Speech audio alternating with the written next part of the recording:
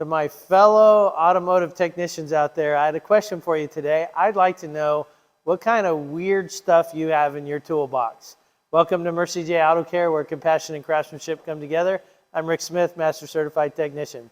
So I just thought I'd show you a couple of weird things that I have and what I use it for. First of all, I like to keep a stock of hockey pucks in my toolbox. Sometimes they work nice on a lift to protect the cars.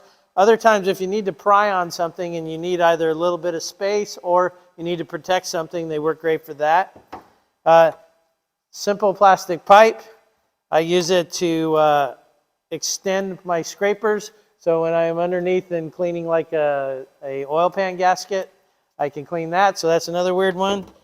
I love these little paper clips. Well, here's another one. I love them to actually lay the fender cover on the car and clip it so the fender cover doesn't fall off. They also work great in all sorts of other situations. And then I think probably everybody has toothbrushes in their car. I also keep spare wedding rings because sometimes they fall off or rot away, so I keep a lot of these rubber wedding rings in my toolbox. So I don't know what you guys got. I'd love to see what you got that's maybe unique or weird and what you use it for.